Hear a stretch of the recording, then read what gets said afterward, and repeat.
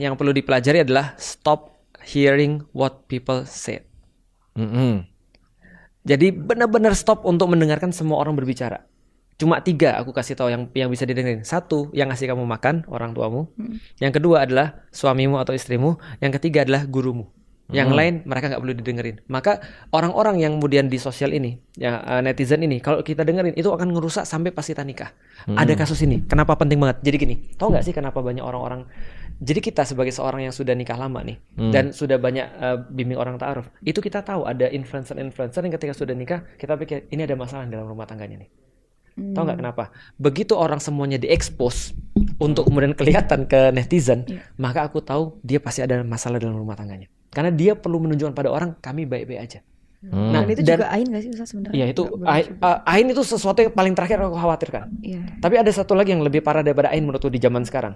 Yang lebih parah tuh gini, contoh ya.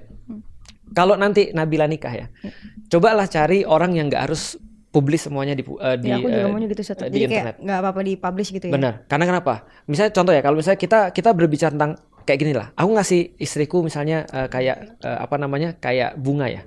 Aku bawa bunga dengan tangan kiri, aku bawa terus kemudian HP dengan tangan kanan. Aku videoin. Ini untuk kamu sayang, misalnya kayak gitu ya.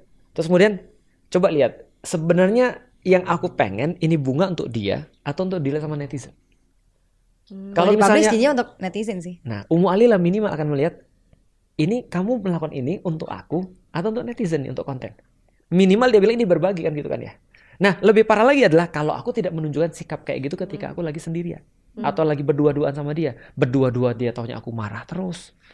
Berdua-duanya dia taunya aku nggak seperti itu, maka inilah terjadi gap. Karena kenapa? Karena kita sudah mulai nyari kemudian keluar. Dan ternyata penelitian kemarin membuktikan tentang sosial media. Ini cewek, mohon maaf ya, ini cewek-cewek. Cewek-cewek yang dapat likes banyak ketika di sosial media. Dan dia melakukan apapun dapat likes. Dia akan merasa ketika dia kemudian dapat, dalam tanda kutip, likes daripada suaminya. Itu nggak setara dengan likes yang dia dapat ketika dari netizen. Dia lebih haus likes-nya netizen.